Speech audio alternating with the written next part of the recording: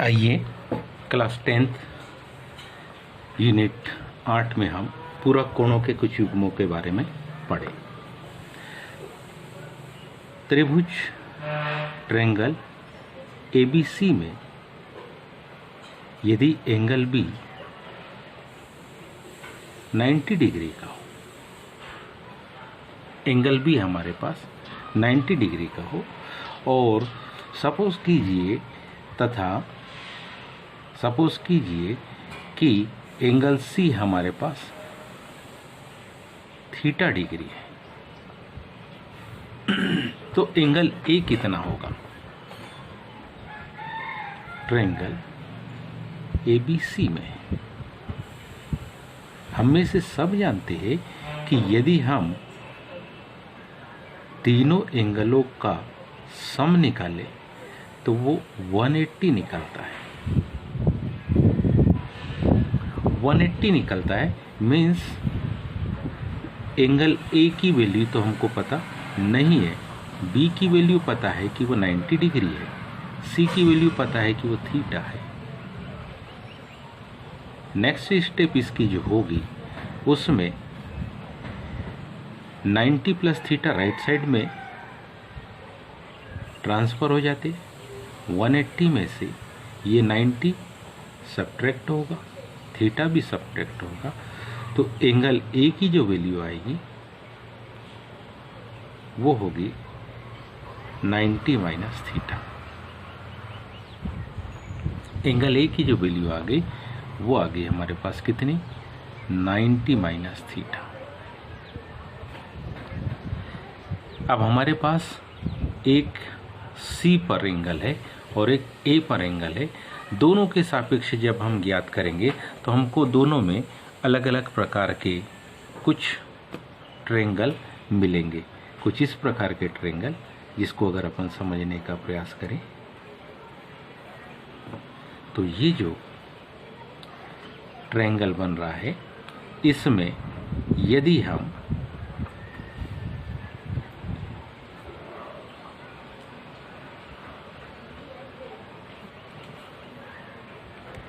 इसमें A B ये 90 degree और इस एंगल C के सापेक्ष यानी थीटा के सापेक्ष वैल्यू को देखें तो थीटा के सापेक्ष AB परपेंडिकुलर मीन्स लंब होगी जिसको हम P कहेंगे, BC आधार होगी जिसको कि हम बेस कहते, और AC हमारे पास कर्ण होगी जिसको कि हम अंग्रेजी में हाइपोटेन्स कहते। अब यदि हम इसमें निकाले इनके मेजरमेंट तो पहला मेजरमेंट अपन निकाल रहे हैं मान लो साइन थीटा का, तो साइन थीटा जिन दो साइड का रेशो होता है वो होती है एक लंब बटे कर्ण। लंब हमारे पास है, लंब जिसको कि हम परपेंडिकुलर कहते, कर्ण जिसको कि हम हाइपोटेन्स कहते। लंब AB और कर्ण AC, इसको हम लिख रहे हैं कि ये हमारे पास इक्वेशन नंबर फर्स्ट है। इसी प्रकार यदि हम cos थीटा को निकालें तो cos थीटा जिन दो साइड का रेशो है वो है एक आधार और दूसरा हमारे पास में है कर्ण। आधार को हम बेस कहते हैं, कर्ण को हम हाइपोटेन्स कहेंगे। Base means BC, hypotenuse means AC। Equation number 2। Third ratio tan theta. Tan theta जिन दो साइड का रेशो है उसमें एक है लंब और दूसरी है आधार। लंब को देखिए, हमारे पास ए बी है, जिसको कि हम परपेंडिकुलर बाय बेस कह सकते। परपेंडिकुलर हमारे पास ए बी है, बेस हमारे पास बी सी है।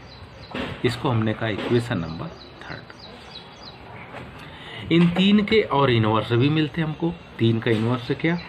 साइन थीटा का इनवर्स मिलता हमको कोसेक थीटा। कोसेक थीटा होता है कर्ण बटे लंब।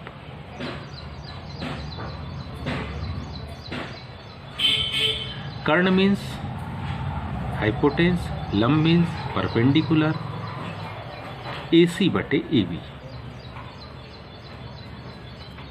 इसको कहा इक्वेशन नंबर 4।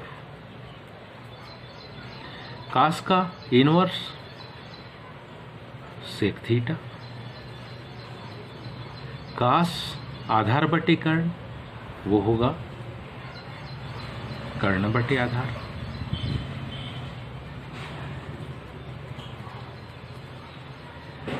कर्ण मीन्स हाइपोटेंस, आधार मीन्स बेस। कर्ण BC, कर्ण AC, सॉरी कर्ण हमारे पास आएगा AC बटे BC। Equation number 5।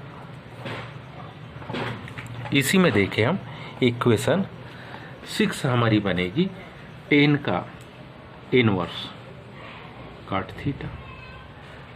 काट थीटा बराबरी से लंब बटे आधार का इनवर्स, आधार बटे लंब। आधार मीन्स बेस, लंब means perpendicular. Base means BC, perpendicular means AB। ये आ गया इक्वेशन नंबर 6। अभी हमने यहाँ पर इस एंगल C यानी थीटा के सापेक्ष देखा। अब हम एक ट्रायंगल बना रहे जिसमें एंगल A के सापेक्ष वैल्यू को बतलाएंगे। तो एंगल A के सापेक्ष जब वैल्यू को हम बनाएंगे तो ध्यान से देखिए किस प्रकार से बनेगा। ये हमने AB साइड को बना लिया, ये हमने AB साइड को बना लिया, ये AC को बनाया,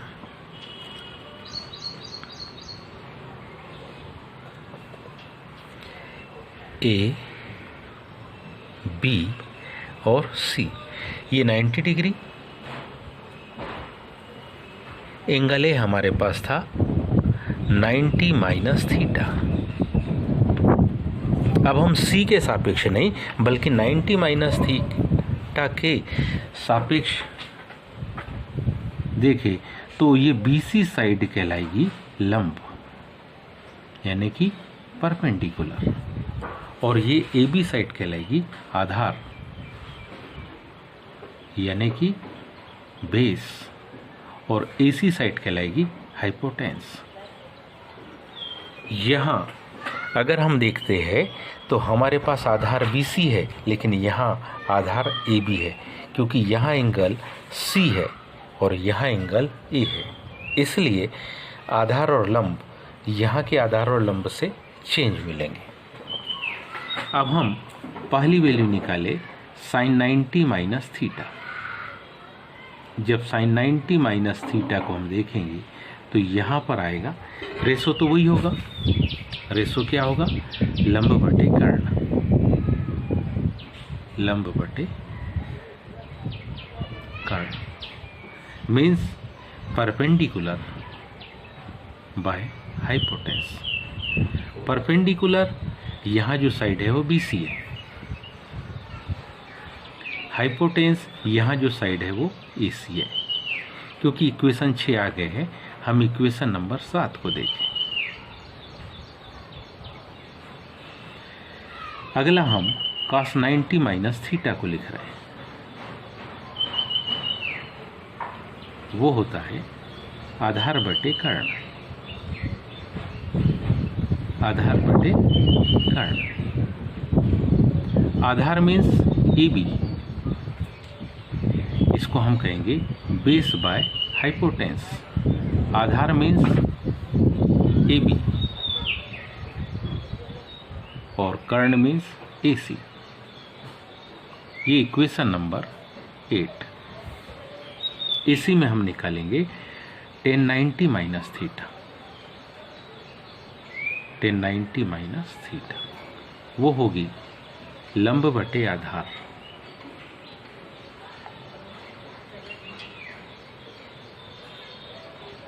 लंब मीन्स परपेंडिकुलर, आधार मीन्स बेस।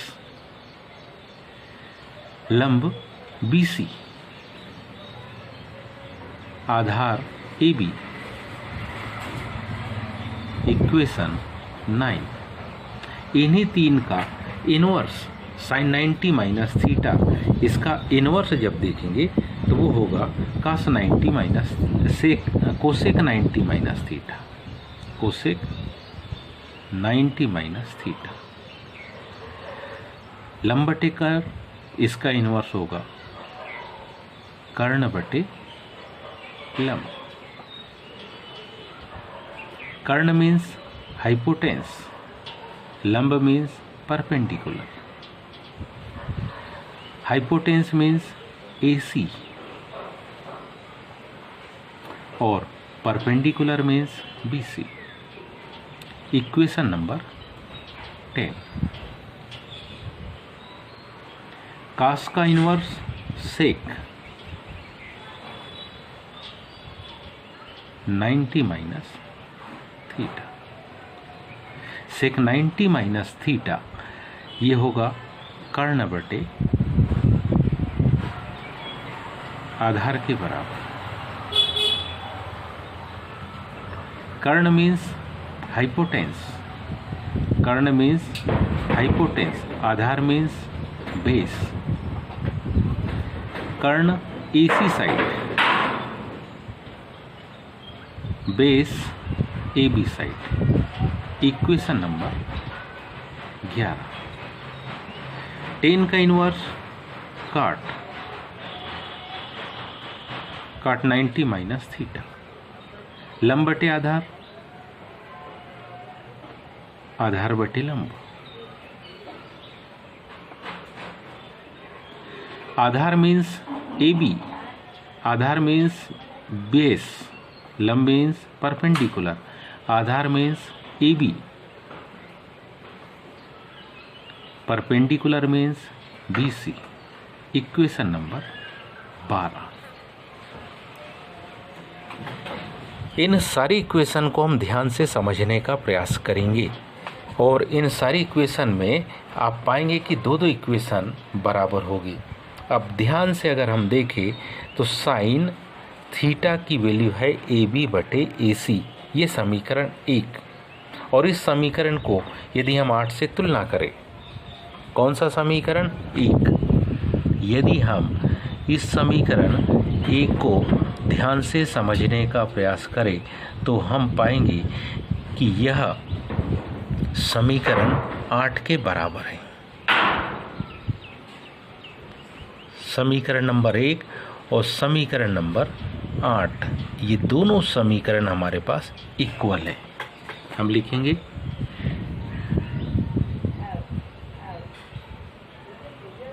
समीकरण 1 बराबर है कौन से समीकरण के, 8 के। इसका सीधा सा मतलब है, क्यों, क्योंकि इनके राइट साइड इक्वल है, बाकी सब चेंज है। AB बटे AC, AB बटे AC, इनके राइट साइड कैसे है, इक्वल है। इसलिए हम लिखेंगे साइन थीटा बराबरी से cos 90 माइनस थीटा। आगे देखेंगे तो इक्वेशन 2 को देखो और इक्वेशन 7 को देखो तो हम पाएंगे कि इक्वेशन नंबर 2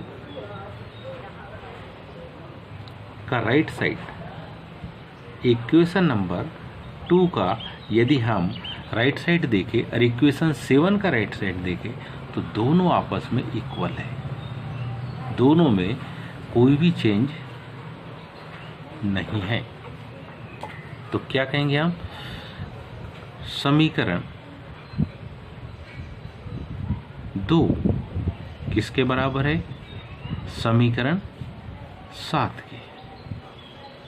तो हम लिखेंगे, हम इसको क्या लिख सकते हैं, हम इसको लिख सकते हैं cos theta equal to sign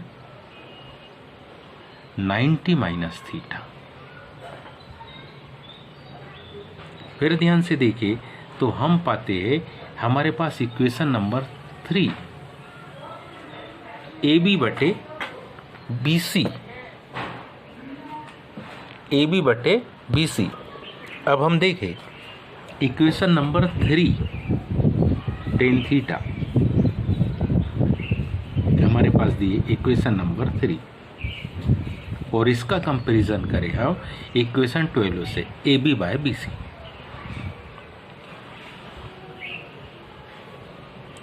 left में भले ही कुछ लिखा हो लेकिन राइट की दोनों वैल्यू AB बाय BC इक्वल है। तो हम इसको लिखेंगे कौन सा, समीकरण 3 किसके बराबर है, समीकरण 12 के। क्या, टेन थीटा, कौन सी वैल्यू, टेन थीटा किसके बराबर है, कॉट 90 माइनस थीटा के।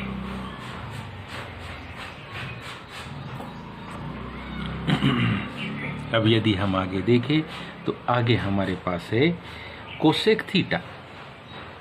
कोसेक थीटा है AC बटे AB। अगर हम इक्वेशन नंबर इस 4 को देखें यहाँ से तो हम पाएंगे ये इक्वेशन नंबर 11 AC बटे AB इसके बराबर है।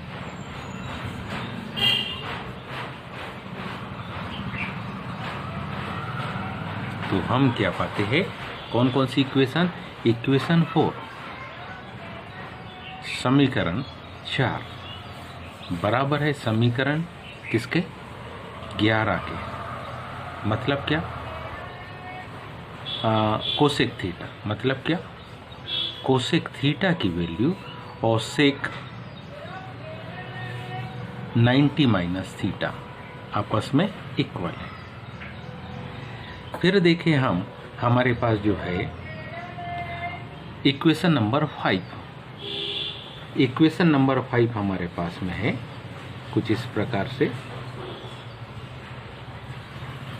सेक थीटा बराबरी से AC बटे BC, और यहां पर है कोसेक थीटा बराबरी से।